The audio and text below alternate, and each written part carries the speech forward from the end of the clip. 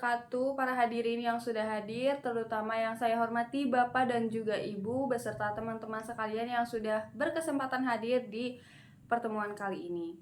Pada era digital saat ini, media sosial ini sudah menjadi bagian dari kehidupan sehari-hari remaja. Nah, melalui media sosial, kita dapat berkomunikasi, mencari informasi, atau bahkan kita bisa mendapatkan hiburan semata. Namun, di balik manfaat tersebut, ada juga dampak negatif yang perlu diperhatikan, terutama terhadap kesehatan mental kita sendiri. Nah, teman-teman sekalian dan juga Bapak atau Ibu, salah satu dampak negatif dari media sosial ini adalah munculnya ketidakpercayaan diri ataupun kekurangan percaya diri.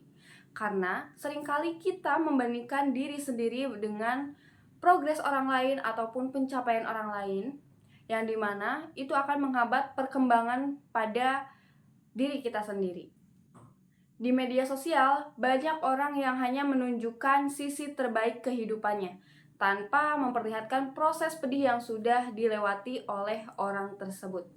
Jadilah itu berdampak dan juga memicu diri kita sendiri untuk membandingkannya dengan pencapaian orang lain. Bisa saja kita membandingkan diri sendiri dari segi pencapaian ataupun progres yang terlalu lambat ataupun hasil yang tidak semaksimal orang lain. Bahkan kita sendiri tidak tahu apa aja sih usaha yang sudah dilakukan oleh orang lain yang sudah kita bandingkan dengan pencapaian diri kita sendiri.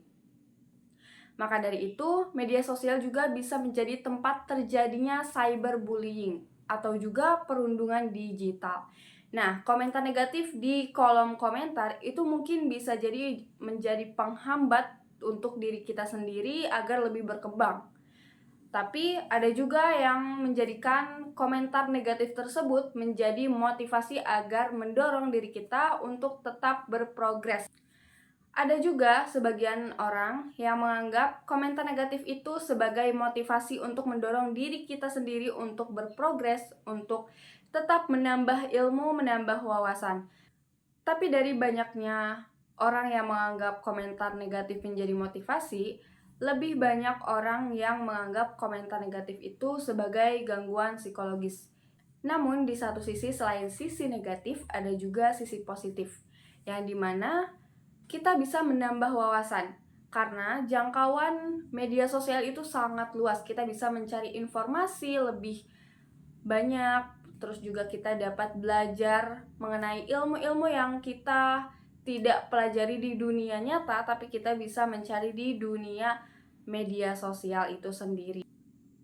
Selain itu, kita juga bisa mengembangkan kreativitas ataupun juga memperluas wawasan karena kita perlu membatasi waktu penggunaan media sosial. Memilih konten yang lebih positif yang bisa menjadikan kita lebih upgrade diri. Namun, media sosial sendiri tidak selalu berdampak buruk ataupun berdampak negatif jika kita menggunakan media sosial itu sendiri dengan bijak. Salah satunya, media sosial bisa menjadi sarana belajar seperti mengembangkan kreativitas, menambah wawasan, mencari ilmu, komunikasi dengan banyak orang, dan menambah ilmu dari pengalaman-pengalaman orang lain. Dari media sosial ini, karena kita sudah bisa berpikir lebih logis, kita bisa memilah dan memilih mana yang baiknya kita tiru, mana yang baiknya kita tidak tiru ya, mana yang baiknya kita ikuti dan tidak diikuti, mana yang baik, mana yang buruk, mana negatif, mana positif. Mungkin sebagai penutup, mari kita gunakan media sosial ini dengan bijak, secara sehat dan juga bertanggung jawab agar menjadi dampak positif kepada diri kita sendiri.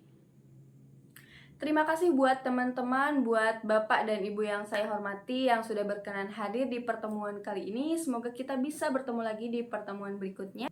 Bersama saya Cynthia, wassalamualaikum warahmatullahi wabarakatuh.